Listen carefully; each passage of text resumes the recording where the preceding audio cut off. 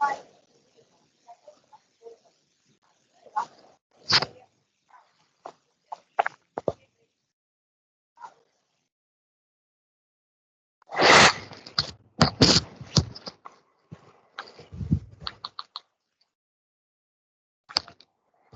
bien, si me pueden confirmar, si pueden ver, por favor. Sí, doctor, sí se logra ver la pantalla. Muy bien. Entonces, buenas noches de nuevo. Hoy día vamos a hablar de 3 temas cortos en realidad, que tiene que ver con la farmacología de la tiroides en primer lugar. Luego vamos a hablar de los antibióticos, quinolonas y sulfas. Vamos a empezar con la farmacología de la tiroides. Muy bien. Es importante que ustedes recuerden todo lo que tiene que ver con la fisiología. La fisiología va a ser fundamental para poder darnos cuenta de lo que sucede en el paciente con alguna alteración de la tiroides, ¿ya? Ustedes conocen esto, ¿no? El eje hipotálamo, hipófiso, tiroideo, y pues cómo es que hay un estímulo positivo que viene de arriba hacia abajo, ¿no? Desde el hipotálamo hasta la tiroides. Y también existe una retroalimentación negativa, ¿no? A nivel de la tiroides se producen las hormonas tiroideas y estas generan una retroalimentación negativa, también llamado feedback, ¿no? En inglés. Y pues es una forma de autorregulación, ¿no? ¿Cómo es la síntesis de las hormonas tiroideas que tiene que ver con fisiología a nivel de la tiroides? Hay 4 etapas en la formación de la hormona tiroidea, ¿ya? Aquí la pueden ver, etapa 1, 2, 3, 4. La etapa 1, el yoduro de la sangre que viene de los alimentos es captada en la tiroides, se concentra en esta glándula a través de una bomba de yoduro. Es la que hace que ingrese ese yoduro hacia la glándula tiroides. La etapa 2, el yoduro de la tiroides se convierte a yodo libre por una enzima que se llama peroxidasa. Peroxidasa. La etapa 3 se da el acoplamiento de las tirosinas yodadas. Y ahí es donde se forma ya T3, T4, ¿no? Y ahí esa reacción lo hace la misma enzima peroxidasa de la etapa 2, ¿no? En la etapa 4 es donde se liberan ya las hormonas tiroideas, ¿no? Hay una proteasa tiroidea que rompe los enlaces peptídicos con la tiroglobulina y estas hormonas son liberadas para su acción en la circulación. No se olviden de esto porque siempre les pongo una pregunta del proceso de síntesis de hormonas tiroideas, ¿ok? La TSH, que es la tirotropina estimulante, estimula las 4 etapas de la síntesis de las hormonas tiroideas. Miren, fíjense, ¿no? Es decir, esta TSH tiene un estímulo directo sobre la tiroides. Las 4 etapas tienen bloqueadores selectivos y esto lo vamos a ver al momento de aprender ya de lleno toda la farmacología de la tiroides, tanto en el hipo como en el hipertiroidismo, ¿ya? Pero esas 4 etapas de formación de la hormona tiroidea tienen sus bloqueadores selectivos, ¿no? La etapa 1, la etapa 2 y 3 y la etapa 4, ¿ya? Muy bien. Vamos a hablar del hipotiroidismo. ¿Qué sucede con el hipotiroidismo? El hipotiroidismo tiene una etiología interesante que puede ser por destrucción autoinmune u otras causas. Usualmente suele ser por destrucción autoinmune, por ejemplo, post cirugía, ¿no? Se destruye la glándula tiroides y esta pues genera un hipotiroidismo. El cuadro clínico es un paciente que sube de peso, con alopecia, lengua grande, la voz ronca, edemas, con intolerancia al frío, estreñido, ¿no? Que puede tener metrorragias, todo en relación a un cuadro de hipotiroidismo. El tratamiento principalmente es con levotiroxina sódica. El curso no es de terapéutica, así es que no voy a preguntarles dosis, pero sí de este fármaco levotiroxina. ¿Cuáles son los efectos de la levotiroxina? Si la levotiroxina es similar a la que se forma a nivel tiroideo, pues ustedes ya deben más o menos ir entendiendo cuáles van a ser los efectos, ¿no? ¿Qué va a producir? Aumenta el metabolismo basal, ¿de acuerdo? A un hipotiroideo entonces lo vamos a normalizar. Se acelera el ciclo de Krebs, además. Es decir, vamos a generar mayor energía en el paciente hipotiroideo al momento que le damos la hormona tiroidea, ¿ya? Puede subir la glucosa, sí, puede producir hiperglicemia, aumenta la absorción intestinal de glucosa, estimula glucogenólisis y gluconeogénesis. A nivel de las proteínas, produce catabolismo proteico, la desdobla. A nivel lipídico, reduce notablemente el colesterol, lo convierte en sales biliares a nivel hepático. Entonces, estas hormonas tiroideas van a ir a tener un efecto catabólico, ¿no? De allí que el cuadro clínico en el otro lado, en el paciente hipertiroideo, va a ser completamente opuesto, ¿no? A nivel cardiovascular aumentan la frecuencia cardíaca, la fuerza de contracción y el volumen minuto. En el sistema nervioso central son importantes para el desarrollo del sistema nervioso central, ¿de acuerdo? Si no, el paciente está lento en pensamiento y en habla. A nivel del aparato digestivo, aumenta el apetito, el peristaltismo, incluso pueden llegar a producir diarrea. Estamos entonces en el uso con el manejo de la levotiroxina en el paciente hipotiroideo. ¿Cómo es que funciona? Simplemente la hormona tiroidea tiene receptores citoplasmáticos, HT es hormona tiroidea, ¿no? Se forma un complejo hormona tiroidea receptor que entra el núcleo, activa y bloquea la transcripción genética, produciendo los efectos a nivel celular. ¿Ok?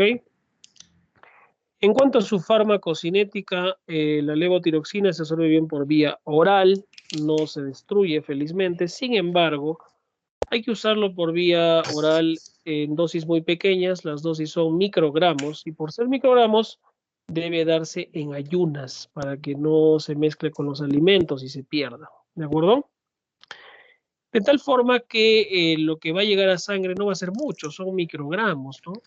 Es así que la administración en ayunas es fundamental, ¿no? Se metabolizan a nivel hepático, principalmente, ¿sí? Normalmente, lo que fabrica la glándula tiroides son 70 microgramos de T4 al día y 25 microgramos de T3, ¿no? De allí que la dosis que nosotros usamos, si pueden apagar uno de ustedes, está con un micrófono prendido, por favor. Doctor, Las disculpe, dosis van, sí, las diapositivas no se logran ver. pero estoy proyectando. ¿Por Pero qué? es que no se alcanzan a ver en la pantalla. ¿Pero por qué? Tal vez No, o seguro sea, está no se ve desconectado. nada. No, Se ven No, muy grandes, doctor, muy grandes. muy grandes, chita. Porque yo las veo bien. No puede ser. A ver, y ahora,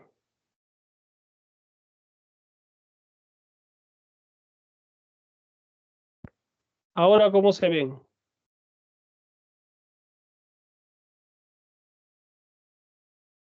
Aló, De tamaño reducido, está pequeño. ya, ahora dígame, porque ahí yo lo veo bien. Ahí,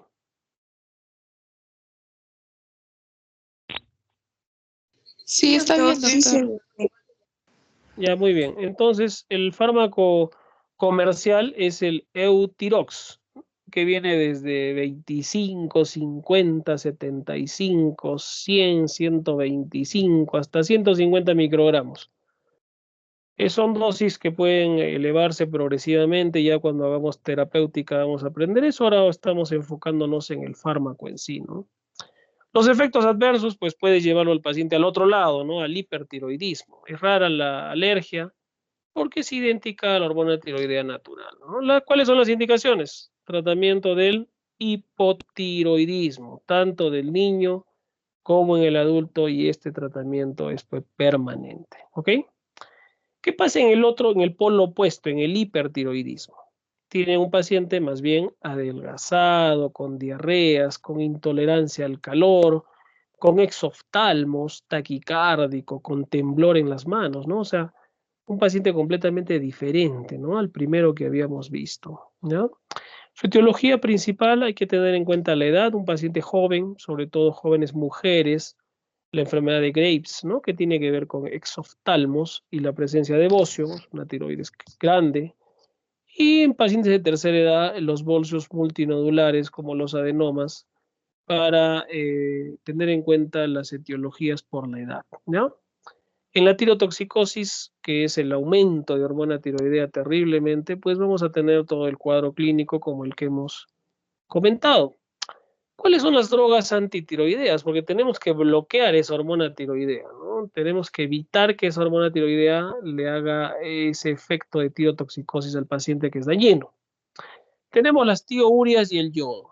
Muy bien. Las tiourias son drogas de origen sintético que bloquean la síntesis de hormona tiroidea. ¿Qué hacen? ¿Se acuerdan de los pasos en la formación de hormona tiroidea? El paso 2 y 3 estaba la peroxidasa tiroidea. La tiouria inhibe esa peroxidasa tiroidea. Pregunta de examen, ¿ya? Entonces va a haber menos hormona, ¿de acuerdo? Las más importantes son el metimazol y el propiltiouracilo, ¿ok? Inhiben la peroxidasa tiroidea, eso es lo que quiero que se acuerden. El fármaco más importante es este, que es el tiamazol o metimazol, nombre comercial Tapazol, de 5 miligramos en este caso, hay de 10 también. El propiltiouracilo no hay en nuestro país, no es comercializado, es raro, hasta la fecha no lo encontramos, ¿no? En países como Chile, algunos pacientes podemos traerlos para usarlo sobre todo en pacientes gestantes o en los que tienen problemas hepáticos o hacen alergias al primero, al tiamazol, ¿no? Farmacocinética se absorben por vía oral 65% de la dosis administrada, se metaboliza en el hígado, 40% salen sin modificaciones en la orina, acción corta 8 horas, por eso se da cada 8 horas. Sus efectos adversos, cuidado, son bociógenas, pueden producir bocio a dosis altas. Con dosis excesivas pueden producir hipotiroidismo, lo llevas al paciente al otro lado, ¿no? Pero principalmente son las alergias, ¿no? Las alergias o cuadros en piel o cuadros hepáticos, cuidado con la sangre, hay que pedir un perfil hepático, hay que pedir un hemograma porque pueden producir agranulocitosis. Sin embargo, el propiltiouracilo, si bien es cierto no tiene efectos a nivel hepático, tiene mayores efectos adversos en producir agranulocitosis, ¿no? ¿Cuáles son las indicaciones? El hipertiroidismo y la tormenta tiroidea. Entonces, tenemos dentro de las tiourias al tiamazol y al propiltiouracilo, ¿ok? Otro grupo de fármaco es el yodo. Se puede usar de dos maneras, el yoduro de potasio y el lugol. ¿Se acuerdan el lugol que han usado en citología, en histología? Ese mismo lugol, ¿no? ¿Qué hace? Lo que hace este yodo, este yoduro de potasio, el lugol, es justamente bloquear, ya se me ha alterado toda la diapositiva, bloquear la proteasa. ¿Qué hacía la proteasa? Liberaba la hormona tiroidea. Entonces, en la fase 4, el yoduro de potasio o el lugol actúan bloqueando la liberación de hormona tiroidea. Se absorbe muy bien el aparato digestivo en cuanto a su farmacocinética. Tiene efectos adversos, algunos pacientes, hay un acné producido por el yodo, puede inflamar algunas mucosas o las glándulas salivales, depresión mental. Son raros en realidad, porque las dosis son muy bajas, ¿no? Las indicaciones es el tratamiento preoperatorio en cirugía de tiroides y en la tormenta tiroidea. Lo usamos mucho, el yoduro de potasio, sobre todo el lugol, que es más encontrar en los laboratorios, ¿no? Como un tratamiento adjunto a nuestro tratamiento antitiroideo con tiourias, ¿ya? Contraindicaciones, alergias, ¿sí? Finalmente tenemos el yodo radioactivo. El yodo 131, este yodo 131, pues es usado básicamente como un tratamiento adjunto a un paciente que tenga, por ejemplo, un bocio enorme y que queramos bajar de tamaño de repente para una intervención quirúrgica, ¿ya?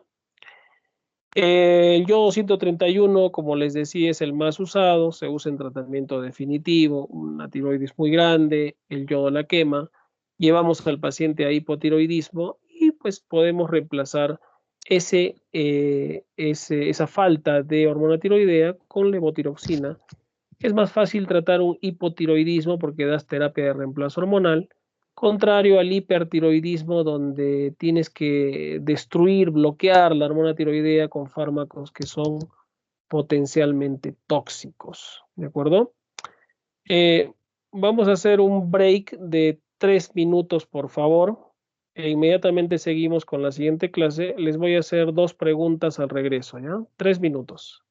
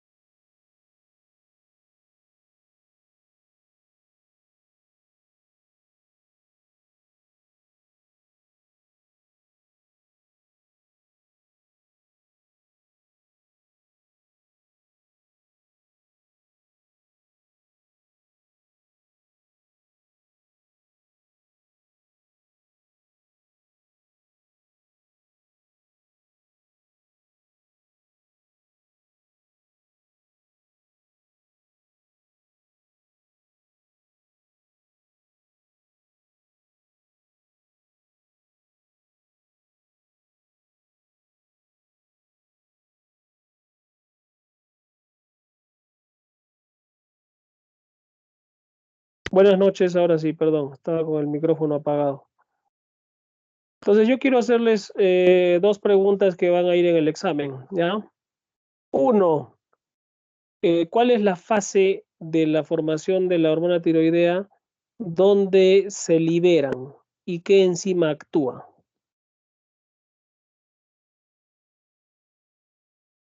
Contéstenme. La 4. ¿Actuaría una proteasa? Muy bien, la 4 y es donde actúa una proteasa, ¿sí? Muy bien. Segunda pregunta. Un fármaco que sirva para el tratamiento del hipotiroidismo y otro para el tratamiento del hipertiroidismo. Bueno, 2 en 1 es. Doctor, para el hipo, la levotiroxina. Muy y bien, para el hipertiroidismo, el metimazol. muy bien. ¿Ya? Entonces que pertenece a las tiourias, ¿no? A esa familia de las tiourias. Muy bien, chicos. Entonces creo que las cosas están claras. Como ven, no es complicado, ¿no? Hay perlas que ustedes deben saber, ¿ya? Y que para que nunca se olviden. Mi objetivo no es, ya les he dicho, no me interesa que saquen 20, me importa que aprendan y sobre todo que aprendan cosas puntuales, porque de verdad hay situaciones que después llegan al internado o a otro momento y lo olvidan y más bien tienen que volver a estudiar seguramente su farmacología que no los va a abandonar nunca, ¿ya? A ver, voy a compartir mi imagen. Ya estoy compartiendo. Ahora vamos a poner, acá está. Vamos a hablar de las quinolonas y de las sulfas, ¿de acuerdo? Muy bien. Vamos a aprender esta cuestión. Bien. Entonces, en esta fase de la farmacología que estamos en teoría, pueden ver la pantalla, ¿no? De quinolonas. Sí, doctor. Gracias, gracias. Entonces, los antibióticos, mejor dicho, lo que vamos a estudiar en grueso son los antibacterianos, o sea, que tratan bacterias, ¿no? Matan bacterias. Son importantes porque gracias a ellos, pues, es parte de la supervivencia del ser humano, ¿no? Antes de la década de los 40, que el primer antibiótico fue la penicilina para ser administrado por vía oral, o parenteral, ¿no? La gente se moría de infecciones tan simples como celulitis o procesos respiratorios, ¿no? Y tal es así que la sobrevida antes de 1900 pues era 50 años, o sea, 50 años ya era el límite de edad, ¿no? En promedio, digo. Lógicamente, los antibióticos revolucionaron el mundo al punto, sobre todo con la penicilina, que en la década de los 40 se pensaba de que las infecciones iban a desaparecer por completo, ¿no? Y pues de repente en el momento tenían razón, pero no contaban con que las bacterias generan resistencia, ¿no? Y que empezaron a aparecer diversos tipos de bacterias, o de descubrirse, mejor dicho, porque seguramente siempre existían, ¿no? a descubrirse otras bacterias y otros microorganismos que no se veían en su momento, que no se conocían y que necesitaban otros fármacos, ¿no? Entonces, definitivamente las infecciones a la fecha son situaciones que van a estar con nosotros por seguro mucho tiempo y muchas generaciones más, ¿no? Un grupo de estos fármacos son las quinolonas, ¿de acuerdo? Y es lo que vamos a estudiar ahora, ¿ya? ¿Qué son las quinolonas? Son antimicrobianos sintéticos, o sea, son producidos por el hombre. De tal forma que estos fármacos producidos por el hombre tienen muchas propiedades, sobre todo contra un grupo de bacterias especiales que vamos a ver y que se relacionan a qué grupo de quinolonas son las que usemos, ¿de acuerdo? Tenemos las quinolonas propiamente dichas, como el ácido nalidíxico y las fluoroquinolonas. Tenemos las quinolonas de primera generación, como el norfloxacino y ofloxacino. Las de segunda generación, como ciprofloxacino. Y las de tercera generación son ya las quinolonas respiratorias, como levofloxacino y moxifloxacino. ¿Ya? Como les decía, este grupo de fármacos tienen efectividad principalmente contra un grupo de bacterias que son los gram negativos. ¿Ya? Les voy a decir una mnemotecnia para que nunca se olviden cómo es que se pintan en la tinción de gram tanto los negativos como los positivos. ¿Ya? Para que no se olviden y lo recuerdo. Los gram negativos se tiñen de color rojo, ¿ya? ¿Cómo me acuerdo? Porque cuando ustedes desaprueban un curso, es una experiencia negativa, rojo, jalados, ¿ya? Los gram negativos se pintan de rojo. En cambio, cuando se sacan buena nota o aprueban el curso, es una experiencia positiva, azul. Los gram positivos se tiñen de azul, ¿ya? Entonces, gram negativos rojos, gram positivos azules, las quinolonas actúan contra los rojos, contra los gram negativos. En este grupo tenemos las quinolonas propiamente dichas como el ácido nalidíxico. Tiene acción predominante sobre la Escherichia coli, muy utilizado en pediatría. Los pediatras lo han usado por mucho tiempo, el ácido nalidíxico. Seguramente ustedes lo han oído, incluso lo han usado de repente de niños, ¿ya? Infecciones intestinales, del tracto urinario, los pediatras lo usaron por muchos años, ¿no? Ahora hay unos fármacos de repente un poco más modernos y mejores, ¿no? El norfloxacino usado hasta la fecha, esta acción sobre los gram negativos E. coli, salmonella y shigella. Cuidado porque esta Escherichia coli la encontramos tanto en el aparato digestivo como en la orina, pero apareció la resistencia y a la fecha más del 60% de gérmenes gram negativos son resistentes frente a norfloxacino. Por eso es que casi no se usa ya este fármaco, por la alta tasa de resistencia que existe, ¿ya? Y pasamos a las quinolonas más modernas como el ciprofloxacino, levo y moxi, ¿ya? Ciprofloxacino tiene un espectro mayor, ¿no? Una mayor actividad, un espectro más amplio. Es verdad que la sensibilidad de Escherichia coli mejora con ciprofloxacino, sin embargo, tiene una alta tasa de resistencia. Particularmente yo no lo uso en infecciones urinarias. Por ejemplo, ¿no? En las infecciones del aparato digestivo, sí, todavía tiene algún efecto, pero para lo que es heces, infecciones urinarias, por lo que es orina, tiene una alta tasa de resistencia, ¿ya? Pero ciprofloxacino actúa muy bien como droga de segunda línea para la tuberculosis, ¿no? Y algunas micobacterias atípicas. Ciprofloxacino es un fármaco también efectivo frente a algunos problemas respiratorios, pero en pacientes que sean o en bacterias que sean sensibles, ¿no? Es una droga que ha sido muy usada y abusada como las penicilinas, ¿no? Como la amoxicilina sobre todo, con la automedicación. Ciprofloxacino, una droga noble, pero que en estos tiempos ha sido vapuleada por la alta tasa de resistencia que tiene.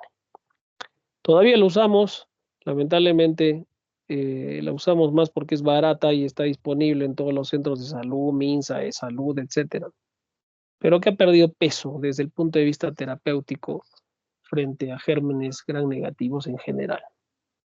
Pero cuidado, no les estoy diciendo que ya no se usan o no deben usar. Sí se usa, pero hay que tener en cuenta las tasas de resistencia que se presentan en muchos pacientes, ¿ya? Levofloxacino y moxifloxacino les había dicho que son las quinolonas respiratorias. Tienen actividad importante, por lo tanto, su nombre lo dice, respiratorio frente al neumococo resistente a penicilina, o sea, sirve para tratar neumonías, ¿de acuerdo? Sin embargo, la resistencia también le está cayendo encima, sobre todo al levofloxacino, ¿ya? No son recomendadas al 100% para infecciones digestivas o del aparato urinario, aunque tienen efecto, pero no las usen, ahí sí quiero ser tajante, ¿no? Es una diarrea, una infección urinaria, no vale levofloxacino. Levofloxacino y moxi son de uso respiratorio, pero no tampoco para una faringitis aguda simple, ¿no? Que puede ser viral, ¿no? Sino para procesos del aparato respiratorio bajo, neumonías, ¿de acuerdo? Hemófilus influenza, Moraxella catarralis, neumococo, es el sitio de acción, no para infecciones intestinales ni urinarias. ¿De acuerdo? ¿Qué pasó? Ya. Muy bien. Entonces, como ven, en esta radiografía, paciente con una neumonía del lóbulo medio del pulmón derecho, una neumonía típica que puede ser tratada incluso en monoterapia con levofloxacino a dosis de 750 miligramos cada 24 horas vía oral. Mejor aún, este paciente es una neumonía importante, podría necesitar hospitalización y usamos levofloxacino endovenoso, 500 miligramos cada 24 horas endovenoso, en este caso en particular, ¿ya? ¿Cómo actúan las quinolonas? ¿Cuál es su mecanismo de acción? Inhiben a la DNA girasa. Voy a pasar mejor a este cuadro para que me entiendan mejor. ¿Ya? Una imagen vale más que 1000 palabras. ¿Qué hace las quinolonas? Sucede que existe una enzima que se llama ADN girasa, también llamada topoisomerasa 2, que es parte de las bacterias. Estas ayudan en que en un ADN de una bacteria que se está enrollando se desenrolle para que la bacteria no muera. ¿De acuerdo? O sea, la ADN girasa desenrolla el ADN de la bacteria para que no muera. ¿Qué hace la quinolona? La inhibe a esa ADN girasa o topoisomerasa 2, la bloquea. ¿Y entonces qué va a pasar? El ADN de la bacteria se va a super enrollar y va a morir. ¿De acuerdo? Así de simple. ¿Qué hacen las quinolonas? Inhibe la ADN girasa o topoisomerasa 2. Aprendas esos dos nombres, ¿ya? Porque a veces le pongo ADN girasa, topoisomerasa 2 en el mecanismo de acción de las quinolonas. ¿De acuerdo? Pero a la fecha todo antibiótico, por más bueno que sea, tiene mecanismos de resistencia. Miren lo que hacen estas bacterias gram negativas, generan poros o canales, las porinas, ¿no? Impiden el paso de la molécula de quinolona a la bacteria, ¿no? Incluso sintetizan estas bacterias una ADN girasa que no tenga afinidad por la quinolona, ¿no? Y la rechaza, evitando su unión. Son mecanismos de resistencia complejos que se han desarrollado a lo largo del tiempo y que tienen que ver con la automedicación o el uso indebido, mal uso de antibióticos de este tipo, ¿de acuerdo? Infecciones virales, por ejemplo, ¿no? Pacientes con gripe y se toman ciprofloxacino, ¿no? O levofloxacino. Lo mismo pasa con las penicilinas como la moxicilina. ¿Cuál es la farmacocinética de las quinolonas? Va muy bien en el aparato digestivo, también hay preparados parenterales como cipro y levofloxacino, también hay moxi endovenoso.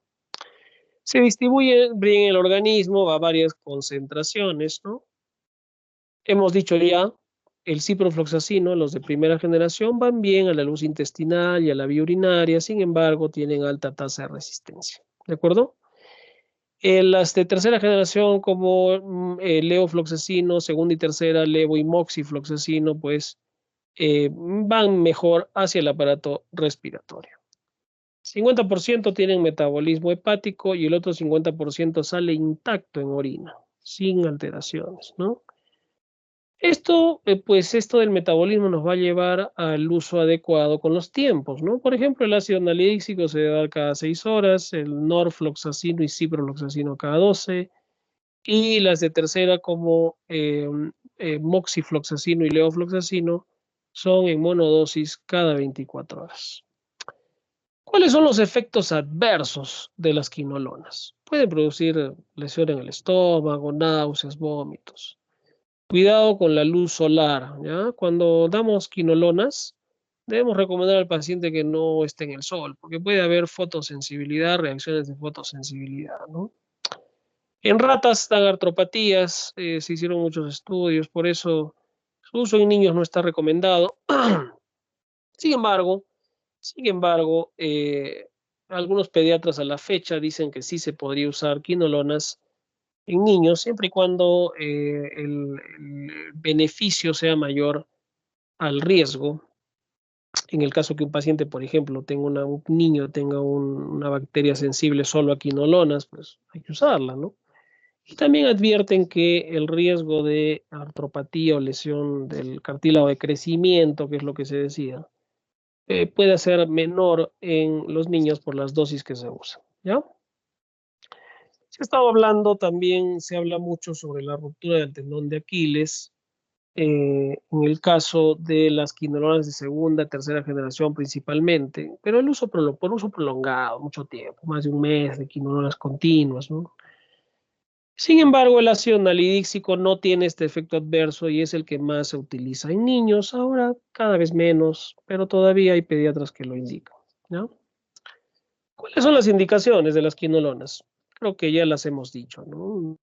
No resaltar las infecciones urinarias, digestivas, respiratorias, pero teniendo en cuenta las tasas de resistencia. Contraindicaciones, gestantes, niños, por lo que habíamos hablado, que puede producir lesiones a nivel del crecimiento, y pues que el paciente nos diga que es alérgico a las quinolonas, ¿no? Soy alérgico al ciprofloxacino, entonces no le des, ¿de acuerdo?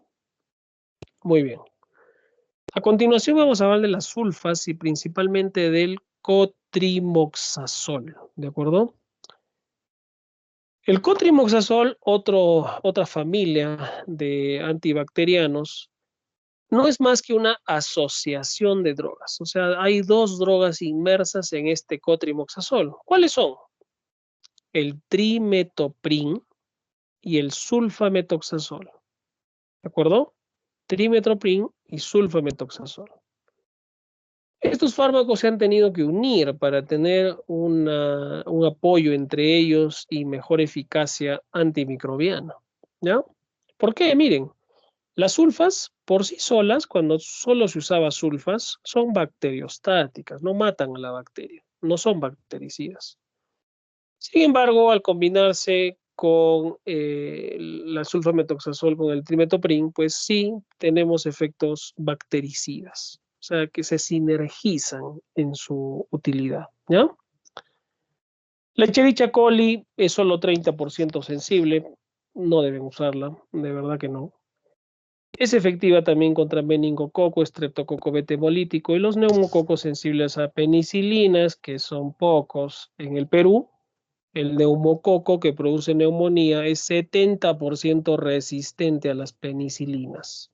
Por lo tanto, tampoco sirven las sulfas, ¿no? La verdad, sulfas, como el cotrimoxazol, es un fármaco barato, todavía muy utilizado. En pediatría lo usan mucho. Les digo mi experiencia, yo casi no lo uso porque hay una alta tasa de resistencia y efectos adversos. Sin embargo, hay una indicación donde prácticamente es la vedette y es la que mejora al paciente con VIH o con inmunosupresión de algún tipo y con neumonía por neumocistis girovechi. La neumonía por neumocistis girovechi es una neumonía que da una imagen en vidrio esmerilado, atípica, en pulmón bilateral, que suele ser en pacientes inmunodeprimidos, y el tratamiento principal es con cotrimoxazol. ¿Ya? No hay otro. ¿Cuál es el mecanismo de acción? Cotrimoxazol solo es eficaz en microorganismos que tienen que sintetizar su propio ácido fólico. ¿Por qué? El ácido fólico es un precursor en la formación celular. Entonces va a morir esa bacteria. ¿De acuerdo? Entonces yo las había enseñado igual, y espero que se vea bien, todo a partir del paraaminobenzoico, el ácido paraaminobenzoico y la pteridina, que van a formar ácido dihidropteroico por una enzima que es la dihidropteroato sintetasa. Y fíjense cómo allí, en esa reacción, es donde actúan las sulfamidas, como el sulfametoxazol. Más abajo en la reacción, para formar ácido dihidrofólico y tetrahidrofólico, actúa el trimetoprim. Entonces, dense cuenta cómo hay dos niveles de acción del cotrimoxazol. Arriba, con el sulfametoxazol inhibiendo la dihidropteroato sintetasa para que no se forme ácido dihidropteroico. Y abajo, el trimetoprim, que actúa sobre la dihidrofolato reductasa para que no se forme ácido tetrahidrofólico. Dos mecanismos de acción en una droga. Muy bueno, ¿no? Como ya les dije, hay resistencia muy alta a las sulfas. Lo bueno que esto no se ve mucho en el caso del neumocistis girovechi. En su farmacocinética se da en vía oral generalmente. La proporción de sulfatimetoprim es 5:1 para el preparado que viene. Hay en jarabe, hay en tabletas, ¿no?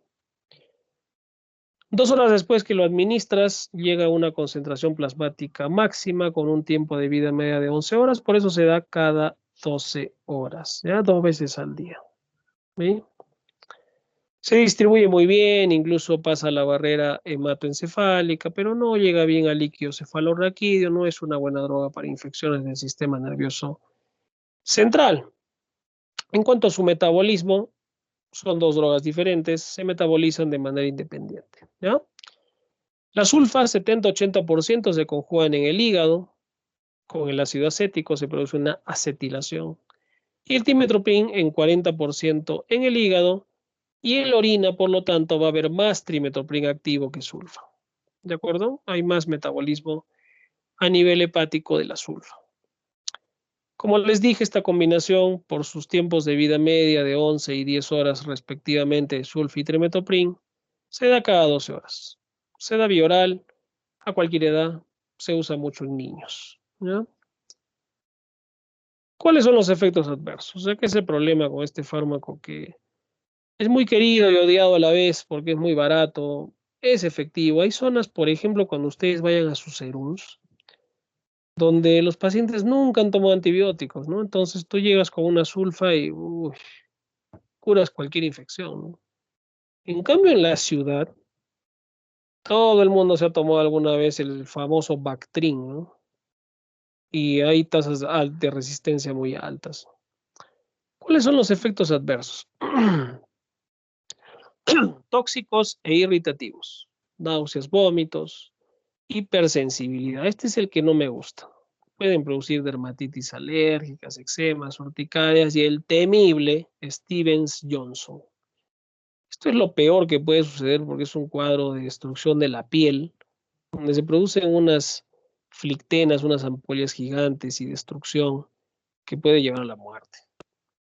Son hepatotóxicos, pueden producir alteraciones en sangre, de tal forma que su uso tiene que ser adecuado, correcto, bien indicado, a las dosis correctas y teniendo en cuenta que el paciente o la bacteria sea sensible, ¿ya?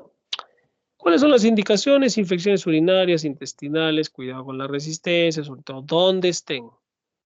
Es un tratamiento de segunda hasta tercera línea de la fiebre tifoidea, poco usado en esto, pero es el campeón frente al neumocistis girovechi, ¿ya?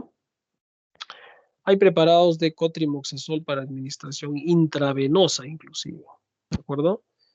La dosis frente a neumocitis girovecii tiene que ser cuádruple, ¿de acuerdo? Cuádruple a la dosis normal que se usa para una infección urinaria o intestinal. Neumocitis girovecii es el mejor tratamiento, ¿no?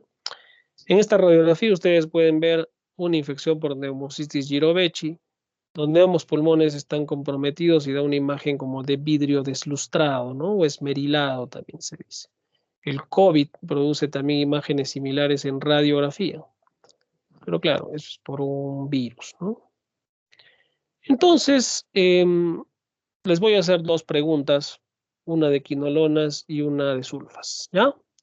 Pregunta número 1, contéstenme. ¿Cuál es el mecanismo de acción de las quinolonas?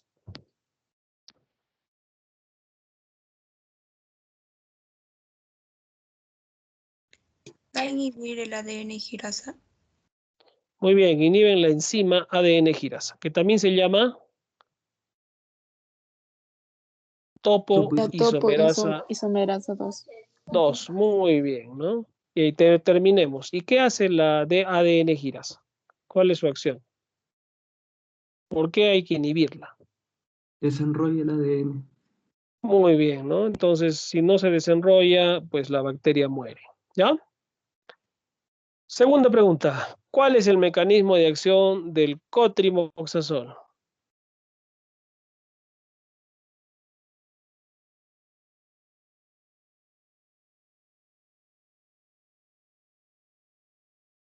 Tiene doble. Uno contra la formación del ácido dihidroteroico y otro con la tetrahidrofolíco. Muy bien, ¿no? Entonces, uno es por acción de las sulfas arriba y otro es abajo, al final ya, ¿no? Para formación de tetrahidrofólico, donde actúa el trimetoprimo. Es una de las pocas drogas que tienen doble efecto, ¿no? Porque hay dos fármacos en uno, ¿sí? Todavía muy utilizado, pero, como les digo, con altas tasas de resistencia, así que hay que tener mucho cuidado, ¿ya? Su principal indicación de las sulfas del cotrimoxazol, neumocystis girovecii. Muy bien, chicos, con eso hemos terminado lo que tenía preparado para ahora. Les voy a pasar las presentaciones, no se angustien, pero les pido que amplíen también la información en sus libros, sus textos, hay mucha información al respecto. Pero las preguntas van a ser de lo que hemos hablado hoy día, ¿ya? Para que no se sientan mal.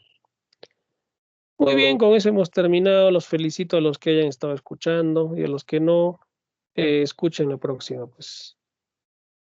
Nos vemos entonces la próxima vez para hacer el último tema y con eso terminamos, que es uso racional de antibióticos, ¿ya?